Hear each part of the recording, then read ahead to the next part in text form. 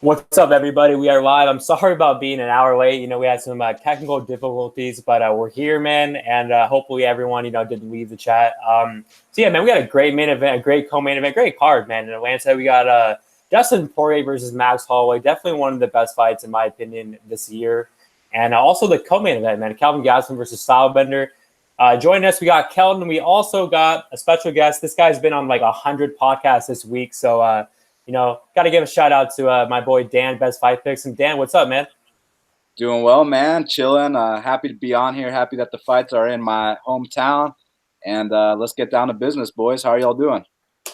What's up, Kelton? What's going on, man? I'm so excited. Ready to go to Atlanta in 2 days. Ready for these fights in 3 days.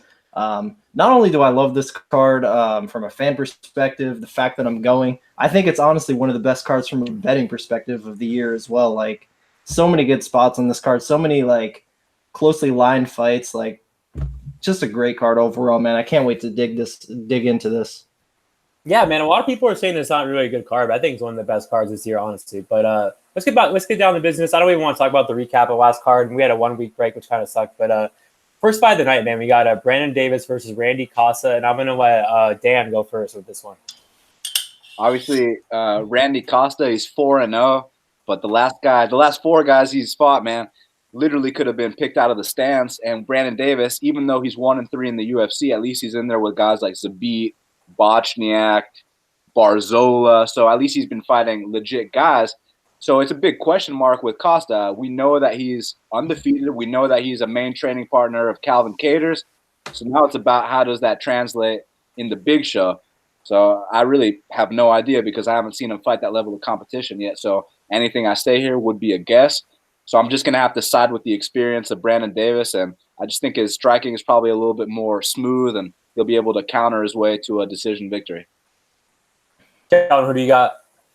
Yeah, man, I think this is definitely one of the hardest fights on the card to cap, just because of that limited footage on Randy Costa. Now he's took care of everyone just as he should have, going out there and smoking these dudes, of course. But like Dan said, Brandon Davis has been in there with a dude like Zabit, like Enrique Barzola. I mean, we're talking high level fighters, something Randy Costa hasn't even come close to seeing. But thing is, there's actually a couple of red flags in this fight, man. Like Brandon Davis, I thought he was a big 145 pounder, and now he's coming down here to 135 pounds. I mean, all signs say that he should probably make the weight comfortably, but dude, we just never know, man, because it always comes down to like that last 2 or 3 pounds. And I don't know. This is one of the 3 fights on the card. I'm still not entirely sure who I'm going to be picking. I think weigh-ins might, finally put the nail in the coffin of who I'm going to pick in this fight. But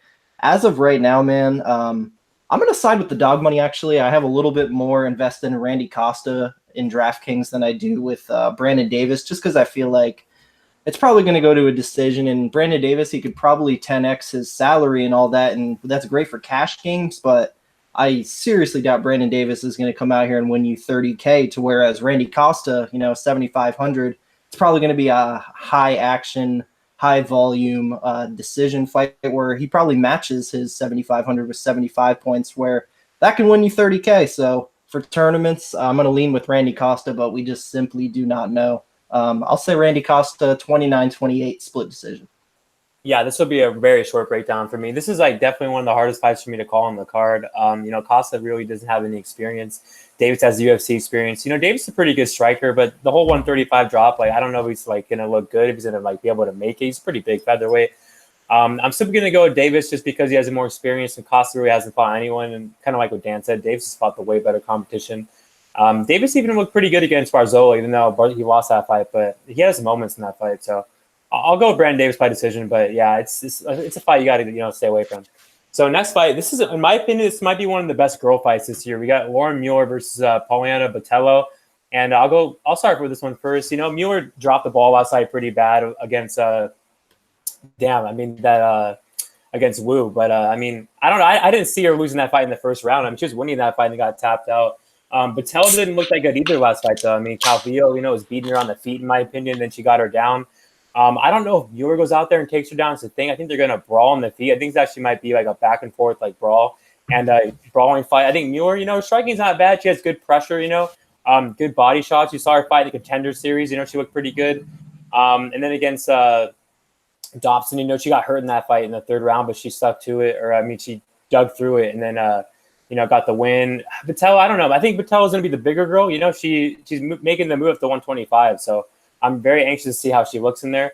But I don't know, man. I've been going really back and forth in this fight, but I think I'm going to go with Mueller, man. I'm going to go with the underdog. I think that she's going to win a close decision. I think she has the better boxing. I think Botelho, is definitely like the bigger girl. Could maybe out muscle her, but I don't know. If it hits the mat, I don't know either. I think if anyone goes for takedowns, it might be Mueller, but I just think she's going to win a close decision on the feet. Kelvin, who do you got? This is a tough one to call, man. I'm actually not really excited about this fight. Lone women's fight on this card. Both coming off tough losses for sure. I got burned on Mueller last time, and I admit my wrongs there for sure. I made a mistake of just kind of looking too much into the fade of Yan and Wu. You look at her record. Oh, man, she lost to Gina Mazzani last fight. There's no way she's going to come out here and beat this prospect. But fact is, you got to look into all these fights individually. And thing is, Lauren Mueller is still somewhat green in the fight game. I think Poliana Botello is probably just a little bit more polished. I feel her. I think I see her landing the harder shots, the more effective shots. I see her kind of taking control of the clinch in this fight. I just like her to edge this one out. I think she'll win all 3 rounds, but I think all 3 rounds will be pretty close. So I'll say it'll be a 30-27 decision, but I think it'll be a lot closer than that. Botello decision, but it's a pass for me, especially for DraftKings. Fight goes to decision -165. Want to stay away from that. What about you, Dan? I feel like Botelho's seen the way higher level of competition because obviously she was in there with Cynthia Calvillo. I consider Cynthia to be at least a top 10 girl in that weight class, whereas Yanan Wu and Shayna Dobson, you know what I'm saying, top 100, right? So Botelho's seen a level that Mueller never has, and Botelho kicks really, really damn hard. And also, a lot of people were betting big on Botelho to beat Cynthia Calvillo, but all of a sudden now against Lauren Mueller, they don't want to. They're suddenly not keeping that same energy like Israel would say. So I don't know, man. I got Botelho here. I'm not off the bandwagon just because she lost to a top 5 girl, in my opinion. So I think Botelho kicks Lauren Mueller really hard in this fight, and she gets a second round TKO. So next fight we got Montel Jackson versus Andrei Sukmatov, and Kelvin, who do you got? Yeah, man, biggest favorite of the card here. I'm personally not going to go out and lay the -500 on Montel Jackson, even though I'm going to be honest with you guys. I think it should be a little bit higher. Like, Montel Jackson is a serious dude. I mean, we're talking about future title challenger, in my opinion. This guy, the way he went out there and handled Kelleher, like he was just absolutely nothing. He had the loss against Ricky Simone, but Ricky Simone is another top 15 guy who will probably find his way to, if not a title shot, at least a title eliminator in the future. I mean, we're talking about the very best new breed of the division, to where as Andrei Sukmatov, I mean, his UFC career has been pretty nothing short of disappointing. A lot of mistakes made in the octagon, moments where we feel like he just could have done so much more and he didn't. Now he has he has shining moments in the octagon for sure, like the way he just took out Luke Sanders like that. And I don't know, man. He showed he can get dropped and come back and all that stuff. He's a tough guy, but I mean, I don't see how he wins this fight other than another one of those close your eyes, pray for the best punches and hurts Montel. But I just don't see that happening, man. Montel's getting better every single fight. I mean, the dude is a freak athlete. I see a very bright future for him. I think he picks apart Andrei Sukmatov here for 3 rounds. I don't think he's going to knock him out. I don't believe Sukmatov has been knocked out before. He actually has a pretty good chin. So I'll say he wins a decision here. If he finishes him, it's probably going to be a sub. But hey, for the highest priced guy on DraftKings at 9,400, I feel like he probably doesn't finish the fight. It's probably going to be a decision. I like other fighters better for a better price. So Montel Jackson, I'm actually staying away from him from a DK perspective as well. I'm just going to watch him do his work and continue to improve. It should be a fun scrap, though. Yeah, what about you, Dan? I mean, yeah. Listen, the guy's minus 500. He's probably going to come out here style on Souk, but I wouldn't lay that minus 5, man. You gotta show some some reservation at those kind of numbers, man. Like you were talking about a fight ago, how you got burnt on that Lauren Mueller. There was nothing wrong with picking Lauren Mueller to beat Yan and Wu. If it's a pick 'em, take Lauren Mueller, and you get that wrong, no big deal. But there is something wrong with taking that at minus 500. And same thing here with Montel Jackson. I ain't taking that shit at minus 500. -2 to -3.5, okay. But minus 500, sit back and watch. And honestly, if someone took a 1-unit shot on Sukumtut, at these odds, these odds are insane, man. I think Montel's going to come out here. Which one of y'all has got a motorcycle in your background? Not me. I think it's Kelton. Yeah. But listen, I mean, you guys already know the physical attributes of Montel Jackson. They're comparing him. He's a bantamweight John Jones, got hands bigger than Ngannou, the whole bit.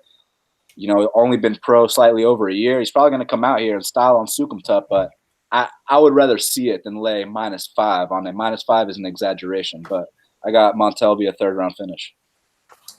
I think -500 is like kind of like a BJ Penn versus like Rodriguez. Like that's like like the type of like fight you gotta lay that -500 on. But anyways, back on this fight, Sukumtov, I don't think he's a jobber. Like I don't think he's like that bad. I think he's decent, but his fight IQ is just so bad. Like he could have beat O'Malley in that fight, and he just I don't know what's going on in that fight really. I mean, he was losing the fight, but O'Malley couldn't even stand up. Like I don't know what he was doing.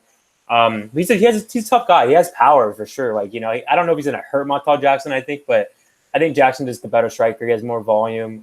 Sukumtov's a pretty good chin, so I don't see him getting finished. Jackson could probably take him down too. So I got Jackson by a dominant decision, but like you guys mentioned, I'm not going to be playing the -500. So next fight, we got definitely one of the most anticipated fights in the card. We got Curtis Mueller versus Belal Muhammad, and I'll let Dan go with this one first. Well, as you guys know, one thing you need in the UFC is a ground game. It seems like Curtis Millender is one of these guys that probably thinks that rolling around on the mats with other grown men is kind of because as you've seen, when people take him down, he seems to not get back up. And obviously now that it was exposed by someone on the level of Elizeu Zaleski, obviously now he might have dusted off the gi and started training for about the last month, but I don't think that's going to be enough time to patch up those holes. And I see a lot of people comparing Curtis Millender to Jeff Neal, which was Bilal's last opponent. I personally disagree with that comparison a lot, man. I think that Jeff Neal is a top 15 guy right now. I think Jeff Neal is well-rounded. I think Jeff Neal trains jiu-jitsu. I think I saw a disgusting get-up in that first round by Jeff Neal when Belal had a deep entry that easily would have taken down someone like Curtis Millender, and Jeff Neal, he had that post, gets right back up to his feet. I mean, that's how good that guy is. So here against Millender and Belal, man, listen, if Belal decides to stand up with Millender, it could get very sketchy because Millender, dude's 6'3", and I think his striking pedigree is good enough to go out in kickboxing and have success. He's that damn good, but he's very one-dimensional, and Belal is pretty damn well-rounded. So I got Belal either by decision, one takedown per round, he doesn't get back up, or maybe he gets the first submission win of his career. We'll see. But I got Belal. Who you got? Yeah, man, I gotta remember the name Belal Muhammad, man. He is indeed my first bet of the night. I like him a lot, man. I was even able to be lucky enough to snipe those underdog odds. So I got 2 units at +135 and 1 unit at +100, 3 units altogether. It's tied for my biggest play of the weekend. Like Dan said, man, you got to have a ground game, and not only that. I mean, how long ago was that Zaleski fight? Was it a month, less than a month? Like, I mean, how much can you really improve in that amount of time? And sure, you can say, yeah, Zaleski, he's a black belt, he's a top 15 guy. Belal Muhammad, he's not a black belt and a top 15 guy. But I mean, the thing is, when you go back and watch his fights, man, I mean, watch that Belal Muhammad versus Chase Rencounter fight. Watch how he handled him in the wrestling there. Then go watch Chase Rencounter's last fight. See how legit this dude is. Chase Rencounter is a very, very good fighter, and the fact that Belal was able to win the wrestling exchanges with a guy of that pedigree, it's pretty impressive to me, man. And I think he should solidly be able to come out here and take down Curtis, hold him down, tire him out, work that ground and pound. Belal Muhammad gets better as the fight goes along as well, man. Like, so I really feel like, especially if it gets out of like that first round, first 7 minutes, it's gonna be Belal Muhammad all day long. The guy actually has like a very, very solid chin. I know he got dropped against Jouban, knocked out against Vicente Luque, but hey, man, I mean, that Jouban fight was his UFC debut. He came back tough. And Vicente Luque, I mean, Vicente Luque knocks out 3/4 of the UFC welterweight division. The dude hits like a truck for sure. Curtis Millender, he has nice knees. He's creative. He's definitely a fucking good striker, man. I mean, he made it this far for a reason. The dude has skills. It just happens that you have to be extremely well-rounded at this level. And Belal Muhammad is definitely a guy to go out here and exploit it, man. So I'm actually going to say he gets a 3rd round TKO here. I think he ground and pounds and exhausted Curtis Millender in the 3rd round. And between betting and DK, Belal's one of my favorite plays of the weekend. Let's get it. Yeah, man. I mean, I bet on Millender, every fight so far in the UFC. I bet on him in his first 3 fights. I won, and then I lost last fight. It was definitely one of my worst bets of all time. And now I'm actually fading him with Belal. I have also, 2 units at plus 135, and then 1 unit at minus 130, I think. Or wait, minus 135. And yeah, man, I think Millender he's a good striker. He's definitely one of the biggest guys in the division. But like Dan said, like his grappling and takedown defense is so bad. Like he got taken down in every fight. And I think Belal might have the best wrestling of all the opponents he's fought. Like I think he has better wrestling than Griffin. I think he has better wrestling than Sire. Also, who's the 3rd guy that he fought? Not Zaleski. Well, Thiago Alves. Yeah, Thiago Alves. But I mean, I think Zaleski has really good jiu-jitsu. He probably has better jiu-jitsu than Belal, but Belal arguably has good, like, just the same wrestling, I think, than Zaleski. And if Belal's taking all these guys down, I feel like he's going to take down, Millender for sure. But like you mentioned, if he strikes on the feet, then I'm going to be really nervous because he needs to get this fight down on the ground. But I mean, he has a very good pace. He has a good chin. You can't say Belal's, has a terrible chin for being knocked out against Luque. And I mean, Jouban dropped him like 3 times. That was a long time ago. And that was when Jouban was in his prime. Jouban's definitely, on the decline now. But I mean, Millender's takedown defense is not that good. So I got Belal by either a dominant decision or, like Dan said, a first submission win. So next fight, we got Boston Salmon versus Khalil Taha. And I'll let the guy that has a bet on this fight go first, Kelton. Yeah, man. I got 3 units on Boston Salmon as well. I mean, I love watching this guy fight, man. I mean, so technical, just a really exciting striker. He gets better every single fight. And obviously the absolute biggest factor in this fight is the layoff, the injuries. I know he's supposed to come back a couple times, and apparently he's healthy now, man. And I definitely, of course, want to believe that with money on the guy, but you truly never know. But I mean, we're not talking about a 33-year-old with 20 fights under his belt. We're talking about a 28-year-old kid with 6 fights. Obviously a really, really high-level boxing pedigree as well. He's been in there with some really, really high-level boxers, and rightfully so, man. The guy is super sharp. And when you look at the other man across the cage, Khalil Taha, I mean, I don't want to call this guy a jobber by any means, but I mean, I kind of feel like that's the kind of guy you bring in on those European fight cards to get the hometown guy. Like you bring him on the London card to get the London kid a win. He's that kind of guy, I don't want to disrespect him though, because he does have some tools to his game. He's strong for sure. He can hit hard, and Boston Salmon's no lock in this fight by any means, man. I just feel like there's definitely value on him in that like minus 130, minus 140. Even minus 150 range here, man. I feel like maybe he should even be a 2-1 favorite here. I mean, if he was a little more active and he wasn't coming off an injury, I mean, skill wise, I mean, I might even cap him like a minus 250 favorite here, man. I feel like he just picks apart Taha with ease. I'm actually starting to think now in the last couple of days that he puts him away here in the later rounds. So I'm going to go with Boston Salmon, 3rd round TKO, man. We'll see what happens though. It's definitely a question mark for sure, but I feel good about it. I've been liking this kid for years now. What do you think? About you? Yeah, what about you, Dan? I think that's a good bet. What line did you bet it at, Kelton? So I thought I was being slick, sniping that opener at minus 155, and then I put a little bit more on minus 125. Damn, Kelton, no patience, man. Wait a couple days, you could have got minus 120, but the bottom line is I do think he's going to come through for you, man, because there's a big difference in skills between these two guys. And, man, with Khalil Taha, he's really fun to watch, throws big bombs, but he's kind of not that well-rounded. You take him down, he's not going to necessarily get tapped out, but he's also not going to really get back up type thing. And on the feet, he does swing hard. But against a guy like Boston Salmon, who's coming in here with serious boxing credentials, we're talking about he boxed against Errol Spence, who I'm sure you guys know. Errol Spence is on all these main events for all these big boxing fights. Boxed Ronnie Rios, boxed Emmanuel Taylor. So he's in there with legit boxers. Dude's got a very nice southpaw stance. The slip and rip game is on point. Obviously loves that straight left. And if you try to take him down against the fence, man, the wide base is very on point. So I see him coming out here styling on Khalil Taha. And interestingly enough, Sean and Mick were so high on Boston Salmon that they initially matched him up with Ronnie Yaya, Ione Barcelos, but then he had that injury. So now I kind of feel like they're saying, here's Khalil Taha on a silver platter. So I do have Boston Salmon winning this fight dominantly. Yeah, I'm going to complete the trifecta. I think Boston Salmon is the better fighter for sure. His boxing's really good. Has a great, left hand, good pressure, trains at a good camp in Extreme Couture. Where's Taha training at anyways? Do you guys know? Somewhere in Germany, right? Somewhere in Germany.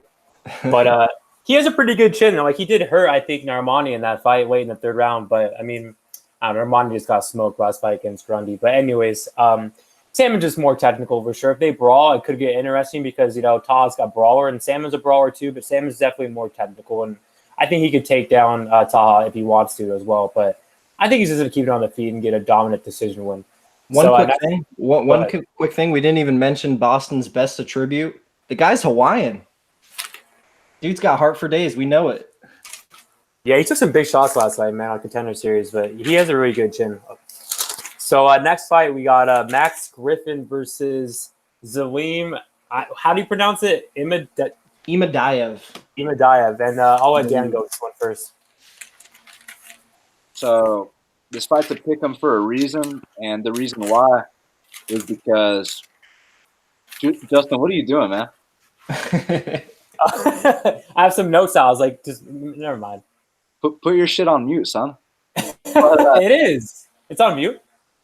I think it is. How come I heard you turning those pages? But anyways, I don't know. My computer's messed up.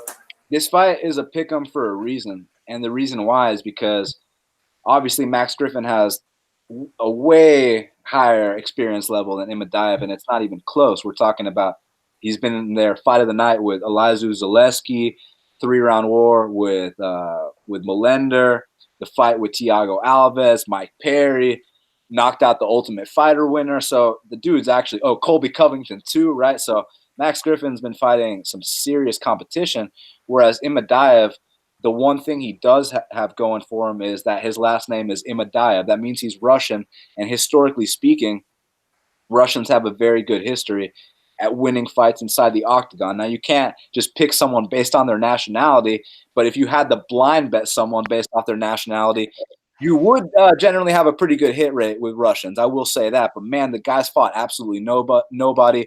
His last fight was against the ticket usher. Prior to that, he was fighting the slushy vendor. So now this is his first real fight. But I hear these two have a history together. They've actually sparred together before. Max Griffin said Imadaev is the kind of guy that, when you're sparring, you throw a couple kicks, throw a couple feelers. What's this guy working with? How hard's he going to go? I hear the first strike Imadaev throws is a spinning back elbow trying to knock him out, right? So this is one of those dudes that gets kicked out of every gym he goes to. I heard he tried to start a fight with Forrest Griffin at the Performance Institute. So basically, he kind of reminds me of like a Safarov. He's going to be a really, really mean guy in there. Might get a point deducted or two, might break a couple rules, might eye poke, might low blow, might grab that cage. But he's still Russian, so you can't count him out. But I have to side with what I've seen, and I'm not going to be over here making guesses about things I don't know, because the reality is he ain't fought shit. This is his first real fight, so I got to go with the guy that's battle tested. I'm gonna go with Max Griffin by split decision. Kelvin, who do you got? Yeah, man. I mean, Dan's definitely right about the things he's saying too, but I mean, I kind of look at it from a little bit different perspective. Like, yeah, you could say he's going in there. He fought 8 guys, 8 low-level guys, but I mean, you can also look at it from this perspective of, this kid's 22, 23 years old fighting the level of competition he probably should have. In his last fight at 23 years old, he knocked out a guy with 3 times as many fights as him in 13 seconds. So, I mean, you could look at it from that perspective as well, but serious step up with Max Griffin for sure. Now, Zaleem actually is my third play of the night, man. I did take 2 units on him. I sniped the opener on him as well. I took plus 140. And really, I would need plus money to bet Zaleem in this spot just because of those reasons, the level of experience. I mean, yeah, you can say Max Griffin has been in there with all those guys like Zaleski and whatnot, just like you can say Brandon Davis has been in there with those guys like Zabit. But fact is, it's facts. It's just facts, you know? For sure. It is facts. I mean, he is out there losing those fights.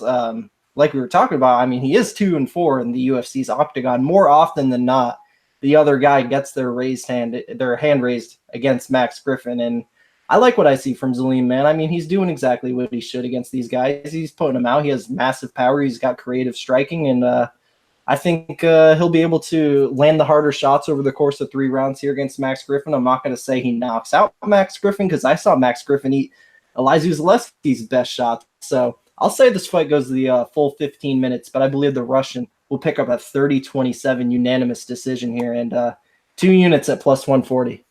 What do you think, Justin? 30-27. Wow, man. I definitely think it's definitely one of the closest fights to call on the card. But I got to go with Max Griffin, man. He has more experience. I think he has better technical striking for sure. I think he's more well-rounded. I think he can definitely take this guy down too. This guy got taken down by a guy's 0-2 or something like that. Griffin's wrestling isn't bad. I mean, I know he took down Millender and Mike Perry, but he has pretty good wrestling, man. And his boxing's not bad either. Just the one thing with him is that I think he has a good chin, but he gets hurt a lot in his fights. And I didn't like what I saw versus Thiago Alves. I thought he won that fight, but I mean, it got hairy, man, in that 3rd round. I mean, Alves hurt him, and I don't know, man. I don't know if I think Griffin has good cardio, but I feel like he kind of slows down a little bit. But I don't know, man. I don't think this Russian guy's going to be able to make this a dog fight. I got Max Griffin winning this fight by decision, but I mean, definitely this guy has, some pretty good striking, but you guys already said, he hasn't fought anyone. That's the thing. But I mean, Edmund, Shabazian hasn't fought anyone either. And, he's been looking pretty good in the UFC, but it's all about the matchup. So I got Max Griffin, but I'm not confident at all in playing him, but I'll play him on DraftKings. So next fight, we got Alexander Pantoja versus Wilson Hayes. And this is a pretty good fight. Kelton, who do you got? Ooh, man, you're letting me start. I love me some Alexandre Pantoja, man. He is still to this day my biggest bet in my my MMA capping career. 10 units against Sasaki. 1st round submission. Didn't make me sweat for too long whatsoever, so I'm always going to be grateful to him for that. And now he's sitting at minus 150 against Wilson Hayes. A lot of money has actually come in on the underdog, Wilson Hayes, which, I mean, hey, you take a guy that's been ranked in the flyweight division for how many years now, how many good wins. I mean, yeah, I guess I definitely understand it to a degree. I probably don't anymore. I think at minus 150, Pantoja is probably the value side. If anything, I just feel like on the feet, Wilson has probably lost a step. He's starting to slow down. I mean, I always say with these lower divisions, age catches up to you a lot quicker than heavyweight, light heavyweight, middleweight. I mean, these flyweights and bantamweights, when they get old, it doesn't look so good. And speaking of bantamweights getting old, TJ Dillashaw is going to be 36 when he comes back to the division. That's not a very good look at all. But back to this fight, man. I think Pantoja, as long as this fight stays on the feet, he picks apart Wilson Hayes very solidly here, man. But the one thing I can't ignore when I go back and watch Pantoja's fights is he just gets taken down a lot, man. I mean, I know he's getting taken down by good guys like Dustin Ortiz and 5'10" Ulka Sasaki. I mean, Sasaki took him down in the first minute. I mean, I'm not going to say I was sweating, but part of me was like, oh shit, Pantoja just got taken down. He's a minus 300 favorite. But of course he reversed him right away and got the submission win there. But he does get taken down, and I can't ignore that against a BJJ black belt with the level of wins that Wilson Hayes does have. So this fight definitely could end up being very close. Therefore, I'm not going to bet the minus 150 here, but I will pick my boy Pantoja, and I think he gets a 30-27 unanimous decision here. Yeah, what about you, Dan? Man, I think that when the shit was about minus 2 something for Pantoja, that was absolutely insane, and that the value was on Wilson Hayes because both these guys are high-level black belts. But, man, how many takedowns have we seen Wilson Hayes score every fight, not just in his UFC career, pretty much every fight? I think he averages what? Is it 5 takedowns per 15 minutes or something like that? That means that he is going to take down Pantoja in this fight, is what it means. And it's just what's going to happen on, the times that it is standing on the feet. That's what I'm curious about. I do think Pantoja, not that he necessarily has the better striking, but he's the more durable guy. We have seen Wilson Hayes historically get wobbled a lot. He has been knocked out before, and Pantoja is the younger, fresher guy. But, man, I would not feel confident betting on a fight like this because I just see it being a really exciting back and forth flyweight scramble fest, both guys taking each other's backs. I think that Pantoja slightly edges it. I think it's going to be like a split decision, maybe a majority decision. But, man, I would just sit back and enjoy it. It's going to be a fun fight. Yeah, this is definitely a pass for me. This is definitely one of the hardest fights to call. I mean, obviously, no brainer. Pantoja has the better striking, but Wilson Hayes' striking's improved for sure. And a lot of people are saying that he's went on that 3-fight losing streak and all that, but it's against good guys. He looked pretty good against Ben Nguyen. I thought Ben Nguyen was going to be good, man. He definitely declined a little bit. But anyways, back on the matchup. I like Pantoja's cardio, man. He breaks guys, man. He's has a good chin. Definitely more durable. I think he has a better striking. I think Wilson Hayes has the better grappling, probably the better jiu-jitsu too. Pantoja does too, but he's not going to tap out Wilson Hayes. So I got Pantoja with a split decision win. And so next fight, man, this is definitely one of the best fights of the night, in my opinion. We got Jalen Turner versus Matt Frevola. And I'll go with this one first. I got 3 units on Jalen Turner at -125. And man, I really think that he's a good fighter. Obviously, we got to talk about the flaws. He definitely has a bad chin. He's been knocked out 4 times. But the last time against Luque was pretty brutal. I mean, he got on top, and that ground and pound was pretty nasty. But the other 3 times, they were a long time ago, man. And this guy's definitely, improved. He's 23 years old. Like, you can't just sit here and say he has a bad chin, like he's not good. Like, his striking's really good. Like, in the first round, he's a monster, man. I mean, this guy was training with Michael Bisping when Michael Bisping, I think, was fighting. Was it the Anderson Silva fight? I think it was.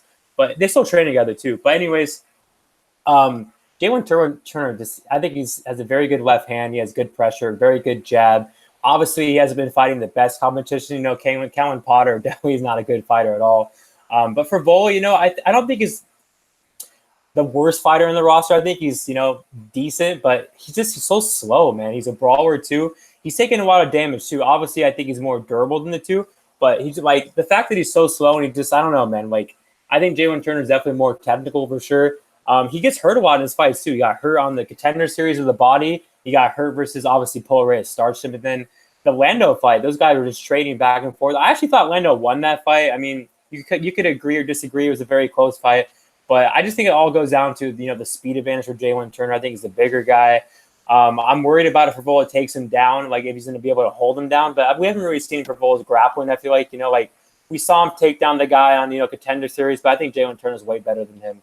So I'm going to go Jalen Turner by a first round KO. I really think he's just too fast with this guy. And man, I really see him putting him away in like 2 minutes. So I got Jalen Turner by a first round KO. But if it gets out of the first round, I will be worried because we've seen Jalen Turner slow down out of the first round. And Frevola, he took a lot of punches. His chin looked pretty good last fight, but still, though, he got hurt like 2 times. Like, I feel like if Jalen Turner catches him, it's going to be all she wrote. I think Jalen Turner has more power than Lando. So Dan, who do you got? Man, so it's interesting because Jalen Turner is a very skilled guy.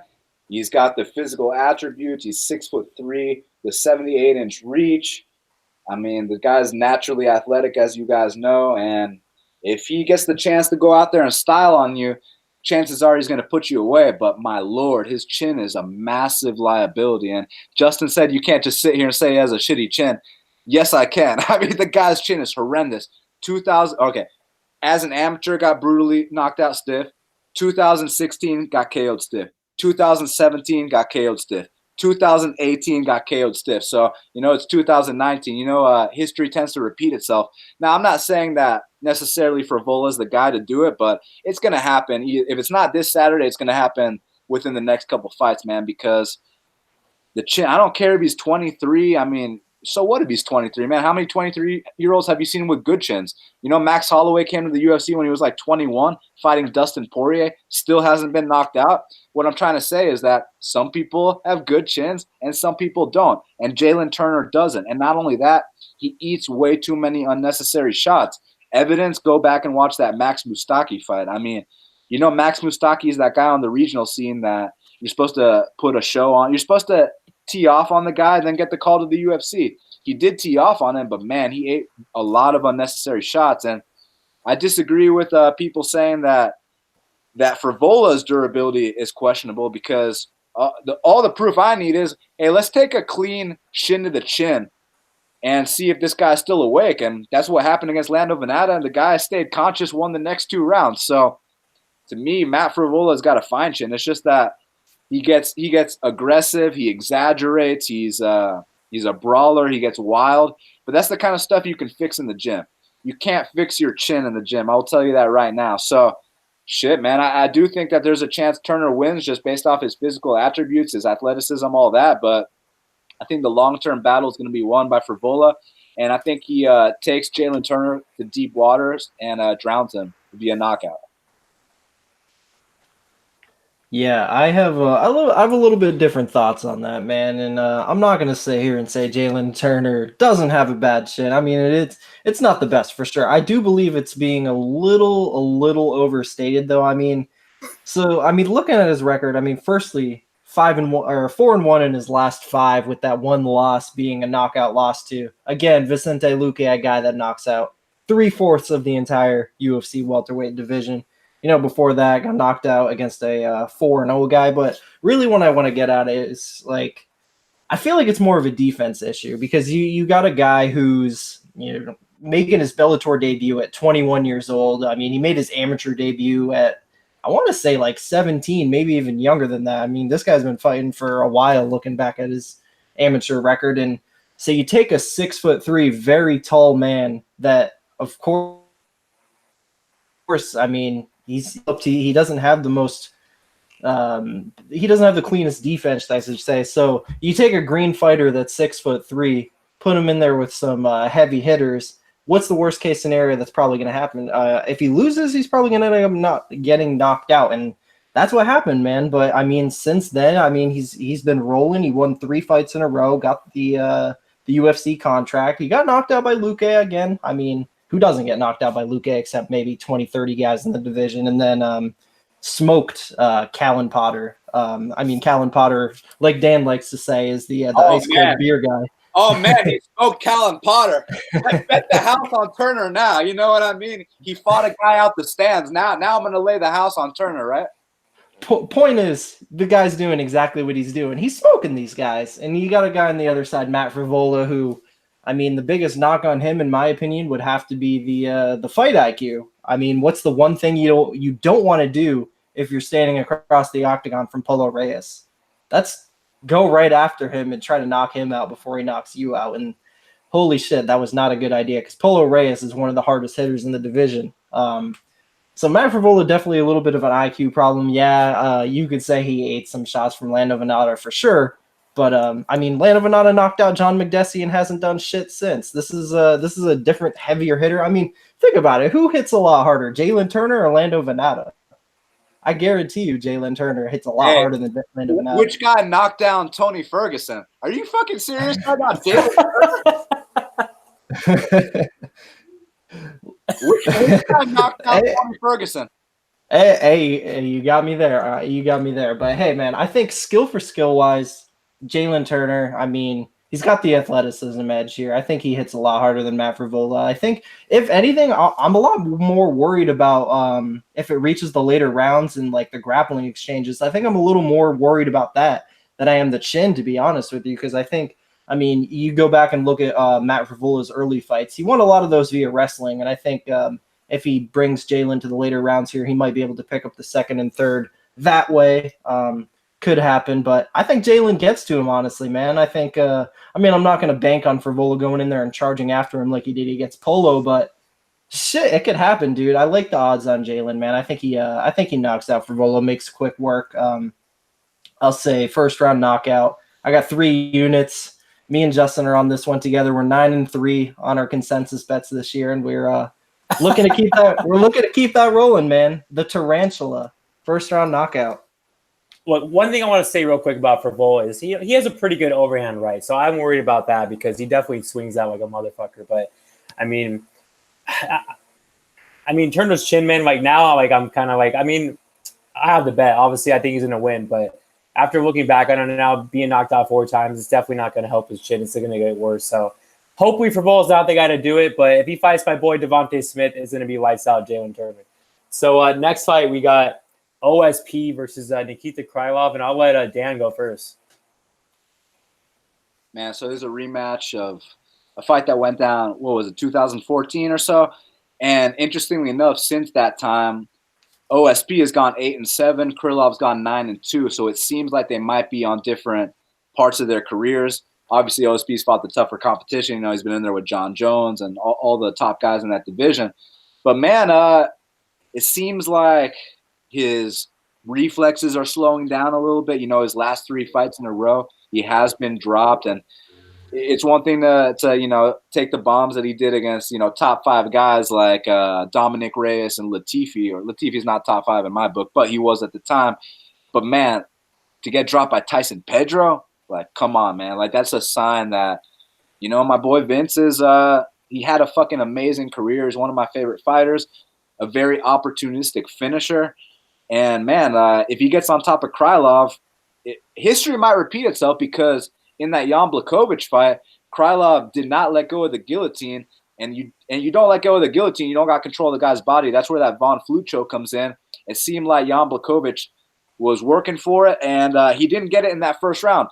But the good news for Krylov was that he was able to survive that first round, get to the next one. Now, it didn't work out against Jan Blachowicz, who at the time was 1 fight away from a title shot, right? He ended up fighting Maheda Santos. That was a title eliminator. Winner of that fight goes to fight John Jones. As you guys know, Thiago is fighting John Jones. So Vince is nowhere near fighting John Jones. He was fighting John Jones 3 years ago at UFC 197 in 2016. So what I'm trying to say is that this is a big step down from Jan Blachowicz to Vince for Nikita. So it's about Nikita not fucking up when this hits the mat. If he can avoid doing something really dumb, like hanging onto the neck without control of the body, I think that while they are on the feet, he will land the shot that finishes the fight. And I think most likely it's going to be a high kick. So not only that, Nikita does have a good history in Atlanta. He actually went out there, not that this matters, but, you know, good vibes. He went out there and knocked out Ed Herman in the second round, this exact arena. And I think history is going to repeat itself. I'm seeing a head kick KO for Nikita Krylov here. Yeah, man, I got to agree with you. I got Krylov too. I think OSP is definitely on the decline of his career. He's definitely, you know, still a good fighter though. OSP's definitely got some big wins, but like you mentioned, his chin's definitely, you know, regressed. And, you know, Krylov is definitely the more durable guy. I think he has the better striking too, good head kicks, good pressure. If it hits the mat though, you know, I would be worried. His OSP, you know, has pretty good grappling, but Krylov has good grappling too. I wouldn't be surprised if Krylov took him down. I don't think Krylov's going to tap him out, though. I think if Krylov wins, it'll be, you know, a finish, because he's a finisher. All of his wins are by finish, basically. But yeah, I got Krylov with the KO, but I'll be passing. What about you, Kelton?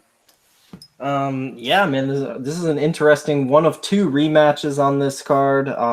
One of the 3 fights on this card where I wasn't sure who I was going to pick when it came to my time to break down the fight, but I think I know which way I'm going to lean here, man, because, I mean, looking at these guys' recent records, I mean, even looking at OSP's last 11 fights, 5-6 in his last 11, he's slowing down for sure.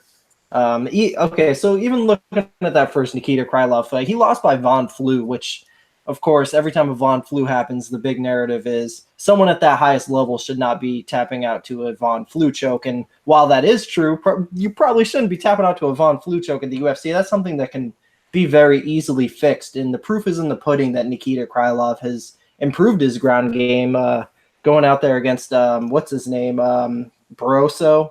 I thought that was a very impressive performance, being able to submit the high level BJJ player and him. I think Nikita Krylov has patched that part of his game. Now, just the big problem is the guy has been finished so many times, and it's not even just getting submitted. He was knocked out by Soa Palele. I know that's a heavyweight. We're here at light heavyweight now, where OSP for sure doesn't hit as hard as Soa Palele, but I don't know, man. I mean, I still feel like if OSP lands one of those head kicks, I could see a situation where... Kelton, what's up? Real quick, bro. You know, Soa Palele weighed 265 pounds and Nikita weighed 217 pounds, and Nikita made it to the 3rd round? Yeah, man. For sure. 265 pounds, versus 217 pounds, and he wasn't out cold. So I don't think there's a durability issue here, man. Yeah, I mean, for sure, for sure. I mean, I think maybe if anything, there's a defense issue because the guy does get hit for sure. But I think he's getting better. I mean, you look at he's 28 years old. OSP is, I mean, he's 36, 37. I mean, if you got the dog odds on Nikita Krylov plus 120, plus 130, look, especially now looking at him at minus 120, that's a very sharp move there for sure. But I'm gonna go with Nikita Krylov, man. I think he knocks out OSP here. I'll say second round head kick. So our next fight, man, we got Alan Brahma Jouban versus Dwight Grant.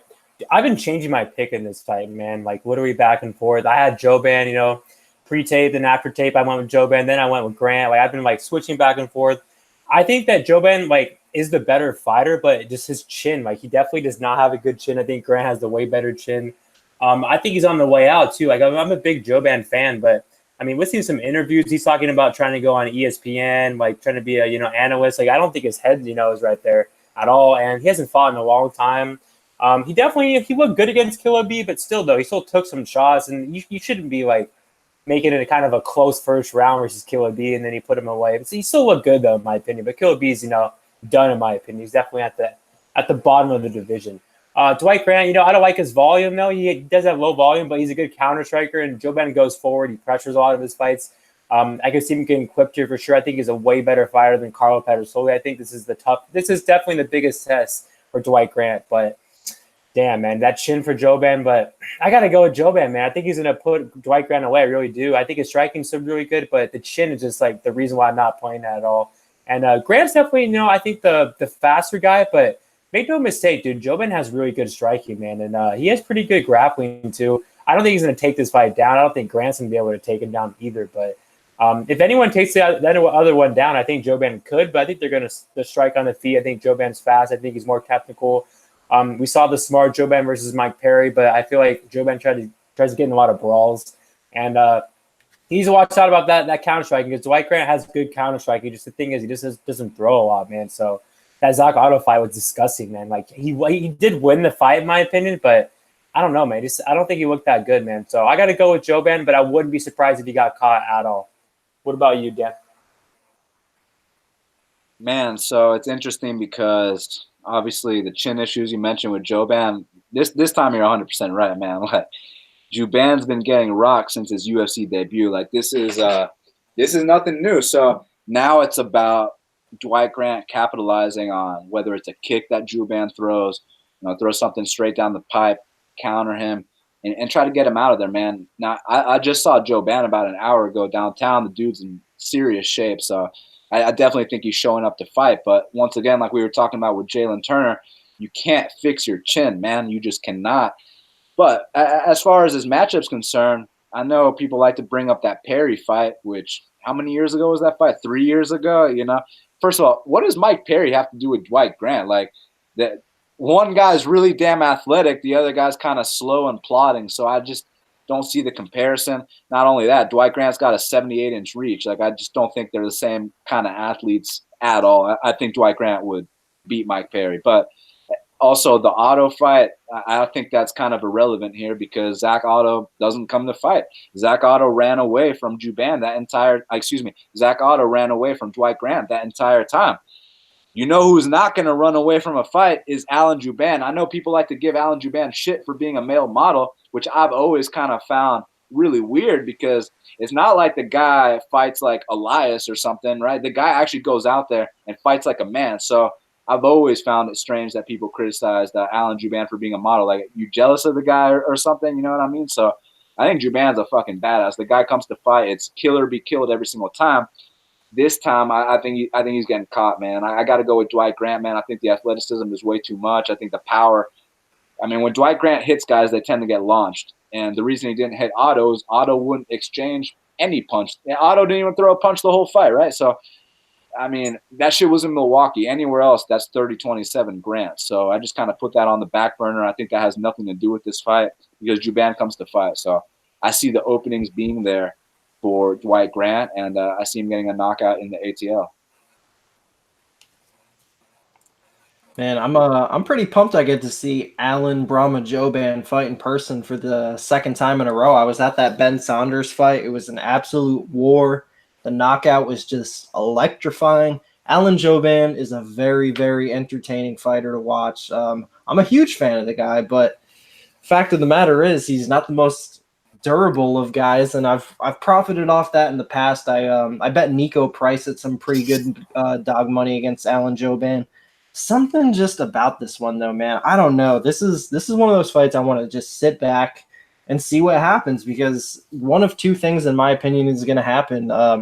Alan Jouban is probably going to throw the more volume, kind of pick this guy apart and win a decision, because I feel like if this fight goes to decision 10 times, I feel like Alan Jouban probably gets his hand raised like 7 or 8 times out of those 10. Honestly, I feel like if it goes to decision 10 times, he wins that 7 or 8 times. But I don't think this fight goes to decision, man. I think more often than not, Dwight Grant probably finds the power shot on this guy's chin and puts him away. I'm kind of pissed for passing on Dwight Grant last time at dog money against Carlo Pedersoli, because we knew Carlo Pedersoli's going to give the guy the fight he wants. He's going to counter him. He's probably going to knock him out. I called it to a T.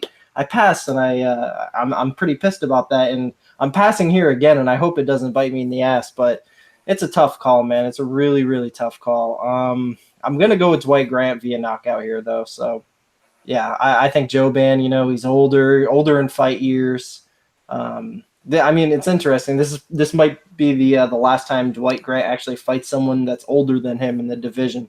I think, and just the layoff, man. I believe that February fight against Saunders was his last fight 14 months ago. So it's tough, man.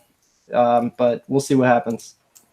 Like, one thing I want to talk about real quick is like Jouban's losses. Like, the Warley fight, like Warley did not win that fight, but the KO losses, like they're against Nico Price, they're against Tumanov. Those guys are good, man. Like, who's the other loss that Jouban lost KO? Is there another one, or just those two? Nico Price. Yeah, like I think both those guys would beat Dwight Grant. I really do, but obviously, like, it's all about the matchup, and Jouban's chin is not good at all. So I mean, that's why like I think Dwight Grant could definitely win this fight.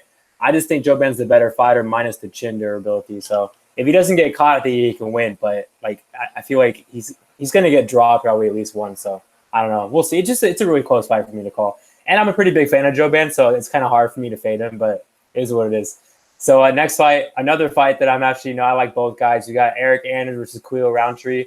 I've been going back and forth in this fight as well. I'll go with this one as well. First, I mean, this is a close fight, man. I mean, Eric Anders is definitely, I feel like probably the more durable guy. Like, actually, I don't even know, man. I think both these guys, man, like their chins. Like, I don't know. Eric Anders is a pretty good chin. I think a lot of people question about the Thiago Santos fight and all that stuff. And then Khalil's only been knocked out once, and Khalil's been taking some good punishment as well. I think it's all about the matchup, because Khalil's definitely the better striker. He's faster for sure. He has a very good left hand. His movement. I mean, Khalil's a good striker, man. Just his ground game is non-existent, but he's looked pretty good, man, his last couple fights. Obviously, besides the Johnny Walker fight, Johnny Walker smoked him. But against Mikel, he didn't look that bad. I mean, yeah, he had a pretty good first round. I guess it was like a back and forth first round. Then Mikel just kind of threw so much volume and took him down. But Mikel's a pretty good fighter, man. Eric Anders, I think he has a better grappling for sure. I think he needs to take him down because on the feet, I think he has good striking too. But I think he's too slow for Khalil. I think Khalil's the faster striker. But I think what's going to happen is that he's going to get him down and just keep him down there. And I don't know if he's going to be able to tap Khalil out. But one thing about Anders is cardio is really good. I like it. And Khalil kind of slows down, man. So I'm going to go with Eric Anders. But I cannot bet him here because I'm like 0-3 betting Eric Anders. So I shouldn't. That last fight versus Elias, like that was embarrassing in my opinion. That's a totally different matchup here. So I got Eric Anders with I got him with a split decision win. Dan, what about you? And I agree. It's kind of a tough one to call. I disagree about them having any kind of durability issues. I mean, who's not going to get knocked out by Johnny Walker with those kind of shots, right, man? Like, plus, this might be a bold or hot take for people now, but to me, like, dude, Johnny Walker is going to be fighting for the title within the year. So just remember you heard it here first. But as far as Khalil and Eric, what's interesting is that Khalil has such a speed advantage standing.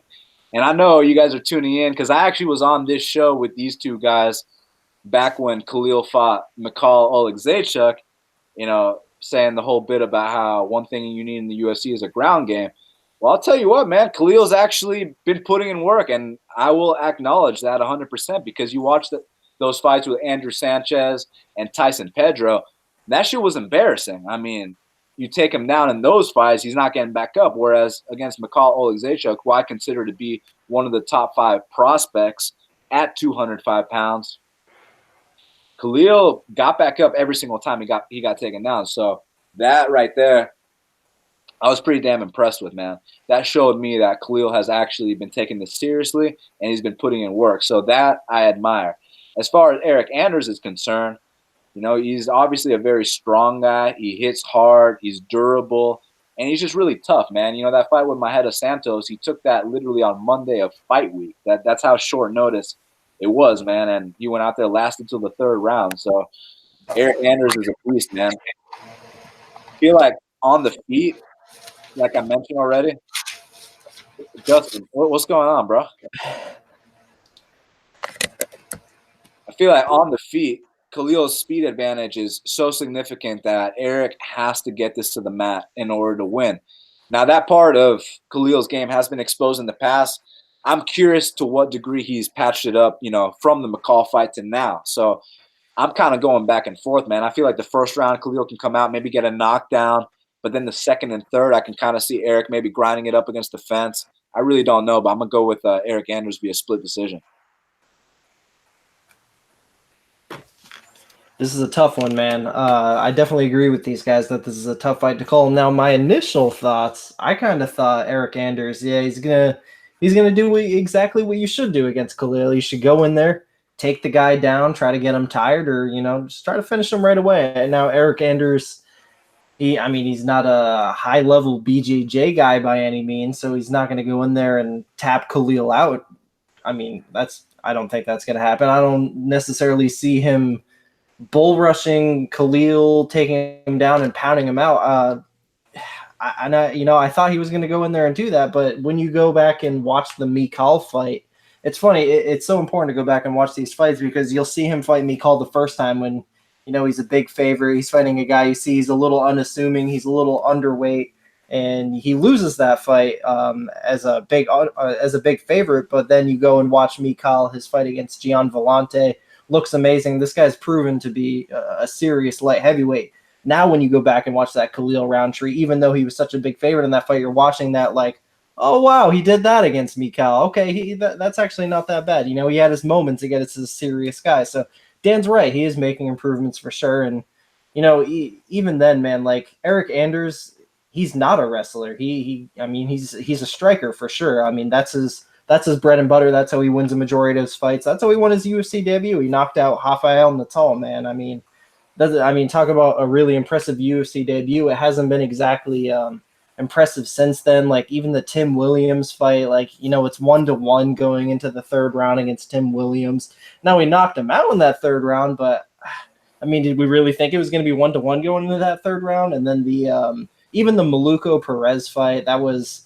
We thought he was going to win that a lot more convincingly. Just long story short, Eric Anders has been a little less than impressive in my opinion. And sitting at a -200 favorite here, I think that's a little uncalled for, man. I think Khalil Roundtree is getting a little disrespected here. So I'm going to ever so slightly lean Eric Anders to get this victory here. I think when it's all said and done, he's probably the better athlete. He's probably going to have the better gas tank. And if he can survive a power punch or two from Khalil, I think he actually goes out there and wins the 2nd and 3rd round. So I'll say 29-28 decision for Eric Anders. I think he wrestles Khalil. So co-main event, man. We got Kelvin Gastelum versus Izzy Stylebender. And Kelvin, who do you got?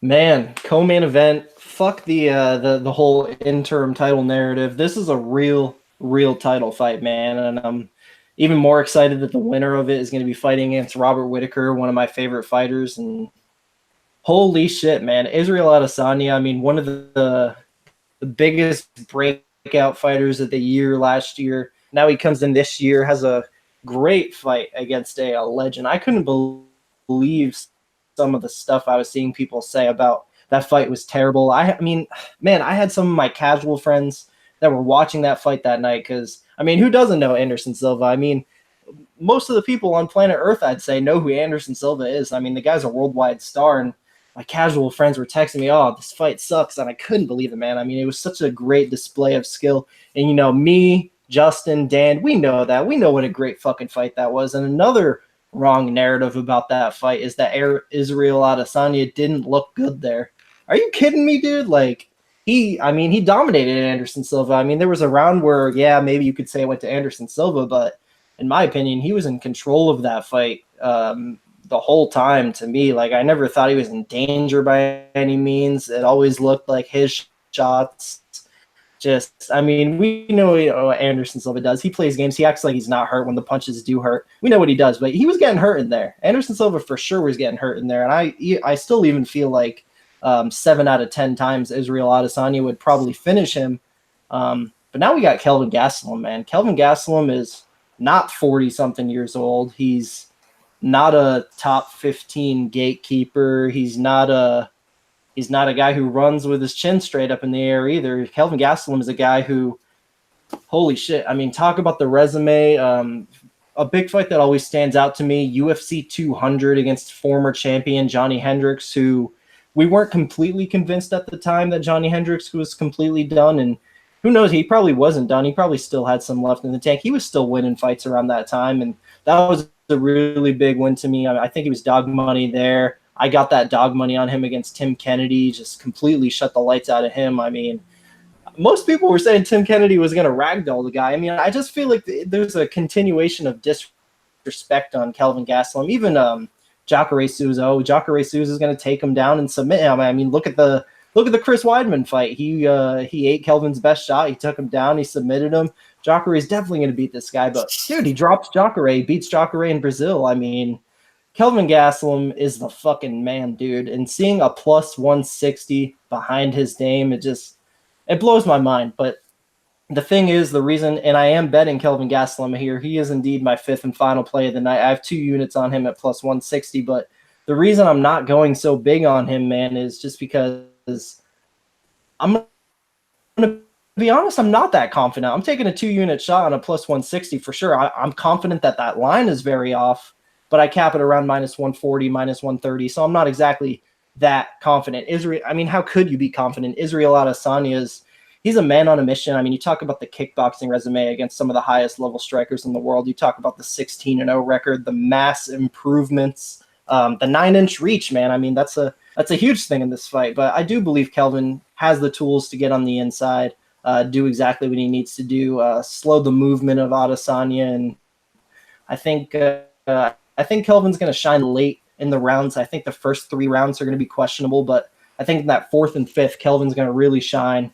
That championship level experience that Kelvin has. I mean, been in there against Tyron Woodley, man. I mean, this guy Kelvin is the man, and he's only 28 years old with a world's worth of experience. I really think that Kelvin Gastelum versus Robert Whittaker fight needs to happen. So I'm going to go with Kelvin Gastelum via 4th round KO.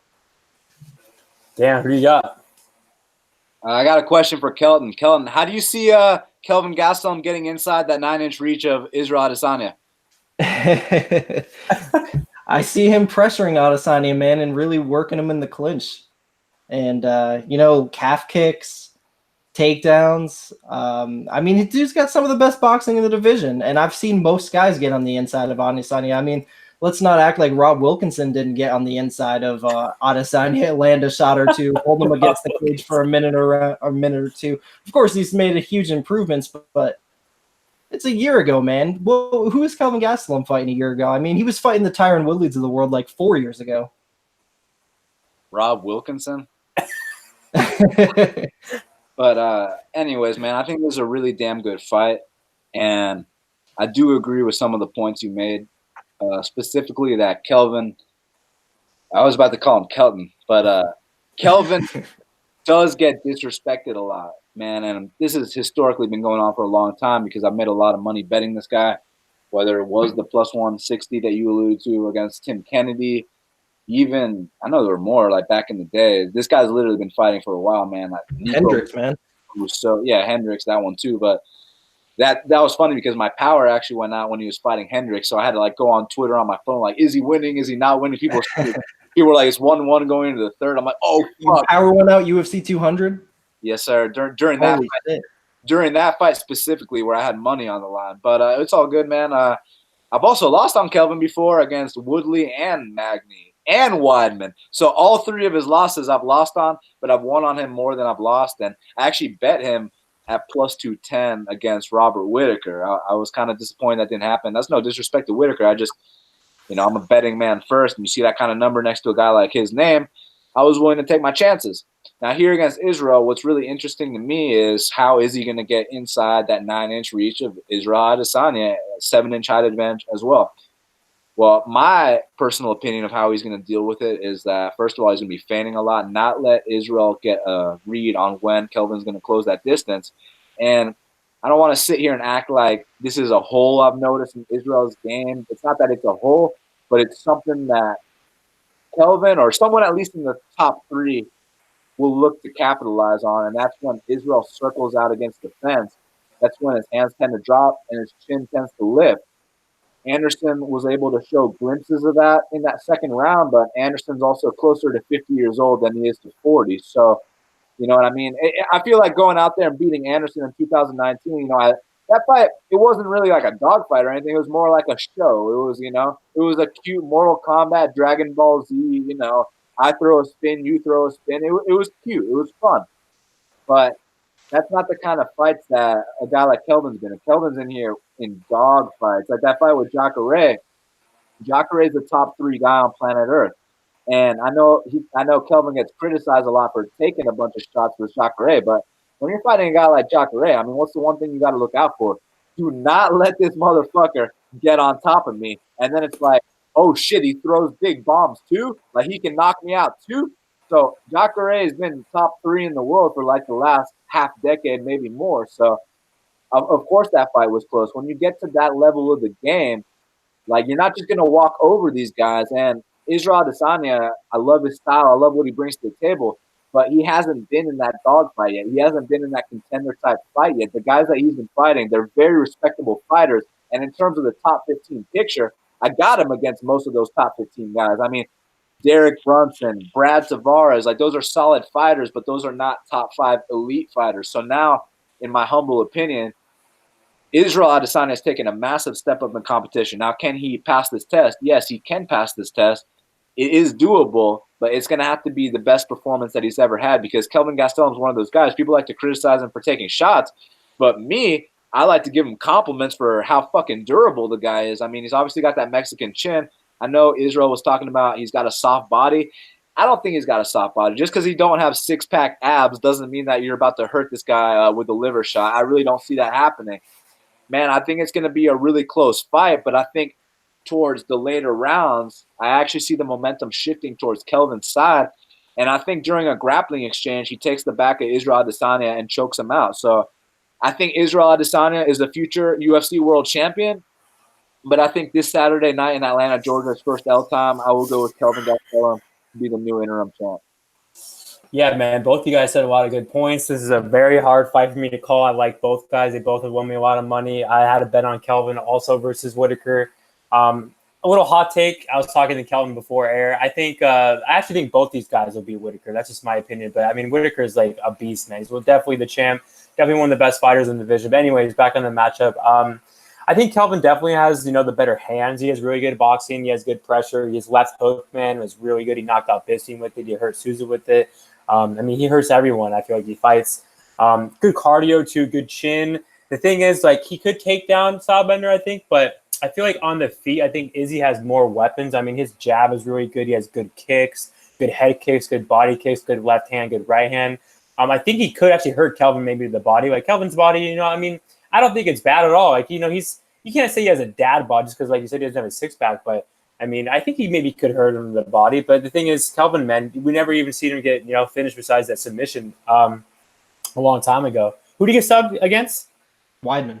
Yeah, Weidman. So, and Rick Story hurt him. I mean, that doesn't mean anything. This is a totally different matchup. But I don't know, man. This is a really hard fight for me to call. Stylebender has the reach advantage. He's probably the bigger guy for sure. I think he could definitely pick apart Kelvin, but Kelvin gets inside in a lot of his fights, man. So, I mean, the pressure, man, could definitely hurt Salmon because, I mean, we saw Salmon go 5 rounds, but it was against Brad Tavares, and Tavares was kind of hurt in that fight. So, who really knows what would have happened? But it's a really hard fight for me to call, man. But I just think I'm going to have to go with Izzy, man. I think he has more weapons on the feet. I don't think he's going to finish Kelvin because Kelvin's so damn tough to finish, but I think he could be kind of like a back and forth, decision. And I'll go with Salmon winning the first 3 rounds and Kelvin winning the last 2. So last fight, main event. This is definitely one of the best fights of the year. We got Dustin Poirier versus Max Holloway. I'll let the guest Dan go first.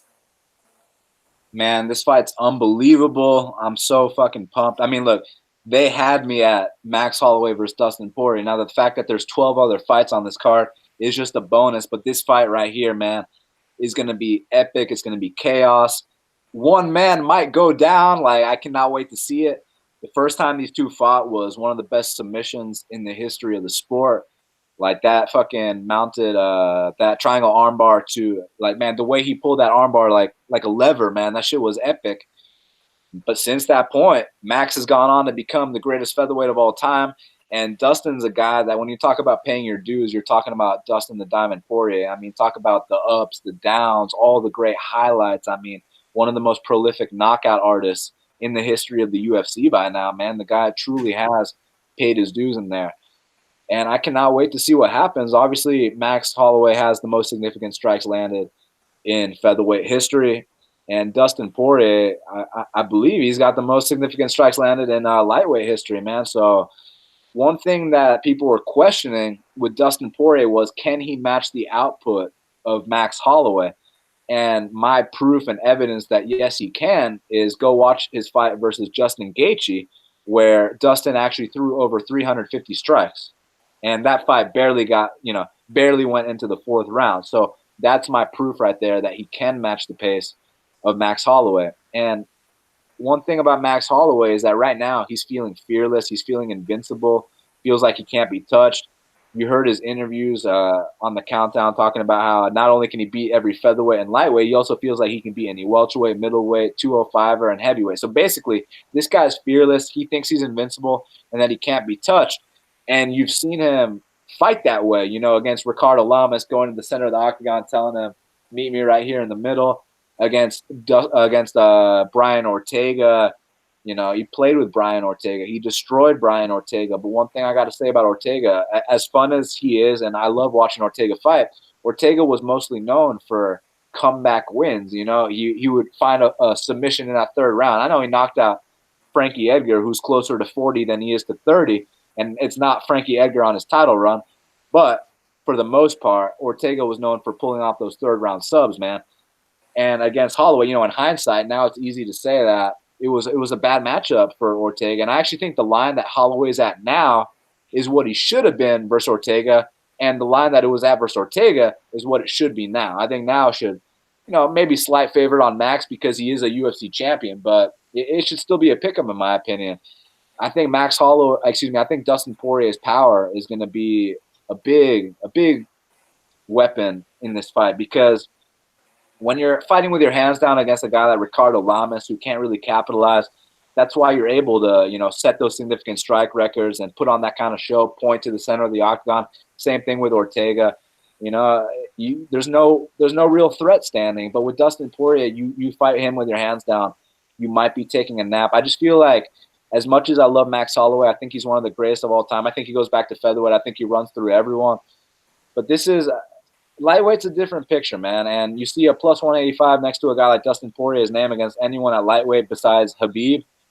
Listen, man, I'm a gambling man first. I got Dustin Poirier here. I think he becomes the new interim lightweight champion, and I think he potentially knocks out the great Max Holloway too. Yeah, man, I feel like a joke right now.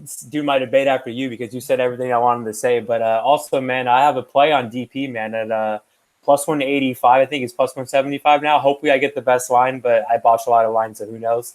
But yeah, man, you called it, man. DP definitely has the more power here. There's a lot of people on Twitter saying that he doesn't have a lot of power, and I'm going to do a little shout out real quick to one of my friends, MMA Prediction Guru. This guy is saying that Aldo hits harder than Dustin Poirier. I 100% disagree with that. But anyways, back on the matchup. He kicks harder, no doubt. He kicks harder, but punches harder. Give me a break. Dustin's straight left, man, is really good. I mean, dude, he's put away a lot of people, man, with it. And it's not just a straight left. He has a good jab. He has good pressure. I think the wrestling could actually play in the factor here. Ortega, I bet on him versus Max. It was a bad bet, but, I mean, he even took down Max Holloway. Max Holloway has good takedown defense, but, I mean, if Dustin takes him down, I think Dustin could maybe even hold him there. Dustin has good wrestling, man. Dustin's cardio is good. His chin, I think, is better at 155. He only been knocked out once against Michael Johnson a long time ago.